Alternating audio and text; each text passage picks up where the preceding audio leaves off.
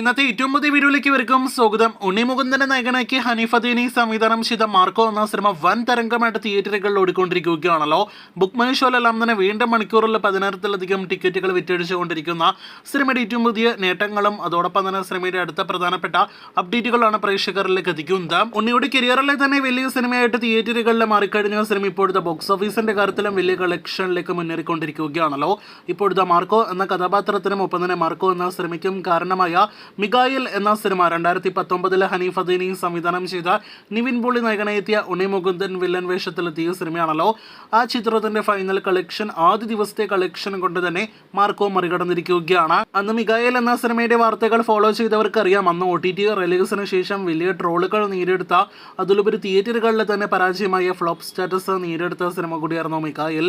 10 കോടിയോളം ബഡ്ജറ്റിൽ തിയേറ്ററുകളിലേക്ക് എത്തി 10 കോടിയിൽ താഴെ ഫൈനൽ കളക്ഷൻ നേരിടുത്ത അതേ മിഗായിൽ എന്ന സിനിമയുടെ ഫൈനൽ കളക്ഷനാണ് ഇപ്പോഴത്തെ ഹനീഫ് അദീനിയുടെ കരിയറിലെ തന്നെ വലിയ സിനിമ, അതും ഉണ്ണി നായകനെത്തിയ സിനിമയിലൂടെ മറികടന്നിരിക്കുന്നത്. ആദ്യ ദിവസം തന്നെ 10 കോടിക്കടുത്ത് കളക്ഷൻ നേടിയെടുത്ത് തുടങ്ങിയ മാർക്കോ എന്ന സിനിമ വെറും 2 ദിവസങ്ങൾ കൊണ്ട് 20 കോടിയിലേറെ വേൾഡ് വൈഡ് ഗ്രോസ് ഇപ്പോൾ തന്നെ ഉറപ്പാക്കിയിരിക്കുകയാണല്ലോ.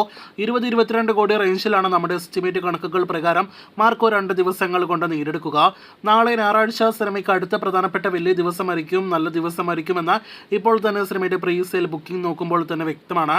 അങ്ങനെ മാർക്കോ എന്ന സിനിമ നാളെയോടെ 35 കോടിയിലേറെ വേൾഡ് വൈഡ് ഗ്രോസ് കളക്ഷൻ നേടിയെടുക്കുമെന്നാണ് നിലവിൽ നാം പ്രതീക്ഷിക്കുന്നത്.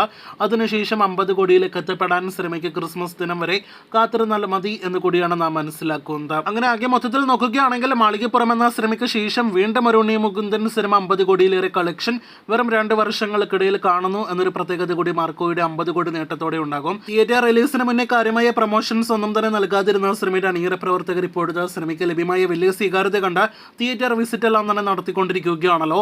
ഇപ്പോഴത്തെ തിയേറ്റർ വിസിറ്റിനിടയിൽ ഉണ്ണി മുകുന്ദൻ തന്നെ സിനിമയുടെ 2ാം ഭാഗം കൺഫേം ചെയ്തിരിക്കുകയാണ്. അപ്പോൾ മാർക്കോയ്ക്ക് ഒരു 2ാം ഭാഗം ഉണ്ട് എന്ന് ഉറപ്പാക്കപ്പെട്ടിരിക്കുകയാണ്. കാത്തിരിക്കാം മാർക്കോ 2വിന്റെ അപ്ഡേറ്റിനായിട്ട്, ഒപ്പം തന്നെ മാർക്കോയുടെ അടുത്ത കളക്ഷൻ അറിയാനായിട്ട്.